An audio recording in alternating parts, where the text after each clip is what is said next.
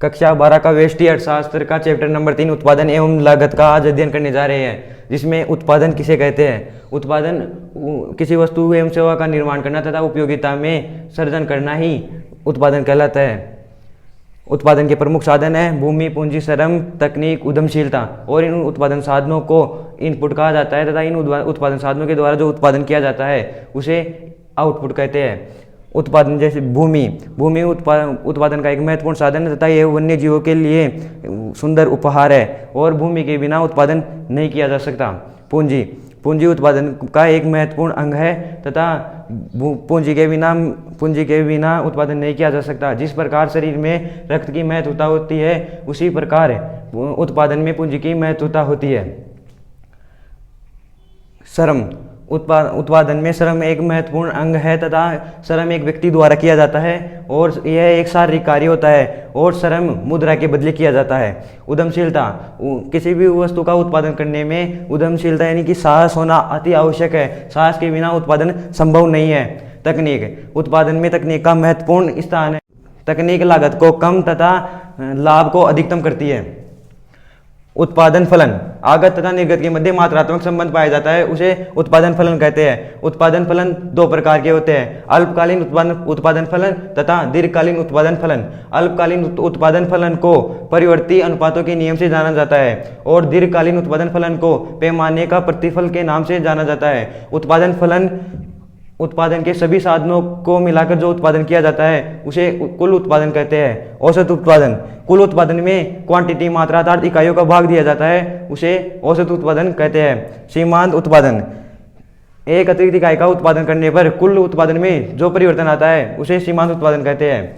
औसत एवं सीमांत उत्पादन में संबंध सीमांत उत्पादन एवं औसत उत्पादन एक दूसरे से जुड़े हुए हैं। सीमांत उत्पादन में परिवर्तन औसत उत्पादन में परिवर्तन से अधिक होता है तथा औसत उत्पादन में वृद्धि होने पर सीमांत उत्पादन में इससे भी अधिक वृद्धि होती है। औसत उत्पादन में कमी होने पर सीमांत उत्पादन में इससे भी अधिक कमी होती है। लागत किसी भी वस्तु एवं सेवा का निर्माण करने में आगतों पर जो कुछ भी व्यय किया जाता है उसे ही लागत कहते हैं। कुल परिवर्ती लागत अल्पकाल में सभी साधनों में परिवर्तन किया जा सकता है तथा परिवर्ती कारकों पर किया गया व्यय या खर्च ही कुल परिवर्ती लागत होती है। कुल स्थिर लागत दीर्घकाल में सभी साधनों में परिवर्तन किया जा सकता है तथा दीर्घकाल में स्थिर कारकों पर किया गया व्यय या खर्च ही कुल स्थिर लागत होती है। कुल लागत, कुल परिवर्ती लागत, कुल स्थिर लागत का डायग्राम यह है। इसमें कुल लागत यह है तथा कुल परिवर्ती लागत यह है और कुल स्थिर लागत यह है। औसत लागत वक्र के यू आकार का होने का कारण औसत लागत वक्र यू आकार का होता है क्योंकि उत्पादन प्रक्रम के प्रारंभ में उत्पादन में कमी के साथ साथ औसत लागत वक्र में भी कमी आती है तथा उत्पादन के पश्चात उत्पादन में वृद्धि के साथ साथ औसत लागत वक्र में भी वृद्धि होती है। इसी कारण औसत लागत वक्र यू आकार का होता है। अल्पकालीन सीमांत लागत, औसत परिवर्ती लागत, औसत लागत वक्र की आकृतियां।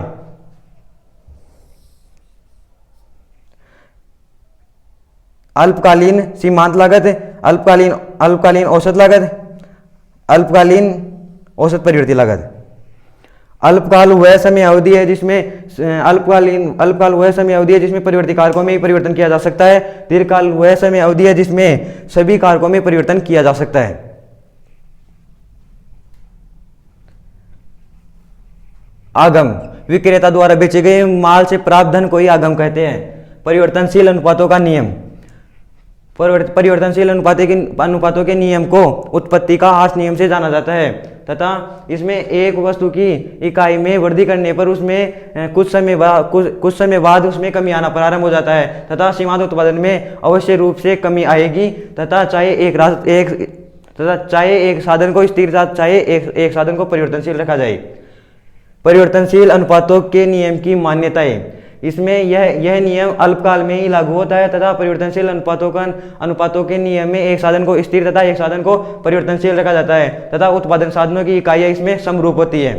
परिवर्तनशील अनुपातों की अवस्थाएं परिवर्तनशील अनुपातों की 3 अवस्थाएं हैं। बढ़ते औसत उत्पादन की प्रथम अवस्था तथा घटते औसत प्रतिफल की द्वितीय अवस्था और ऋणात्मक प्रतिफल की तृतीय अवस्था।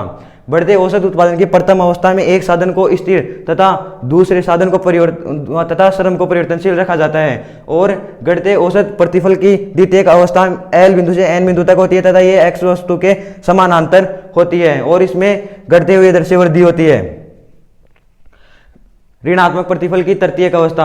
ऋणात्मक प्रतिफल की तृतीय अवस्था वह अवस्था होती है जिसमें स्थिर कारक तथा परिवर्तनशील कारक दोनों में ही एकरूपता नहीं पाई जाती।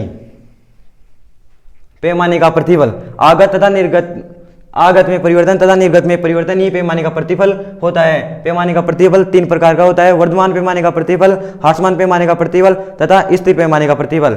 वर्धमान पैमाने का प्रतिफल वह प्रतिफल होता है जिसमें आगत में जिस अनुपात में वृद्धि हो रही है उस अनुपात में निर्गत में उससे भी अधिक निर्गत में वृद्धि होना वर्धमान पैमाने का प्रतिफल कहलाता है, तथा स्थिर पैमाने का प्रतिफल जिस अनुपात में आगत में वृद्धि हो रही है उसी अनुपात में निर्गत में वृद्धि होना स्थिर पैमाने का प्रतिफल कहलाता है।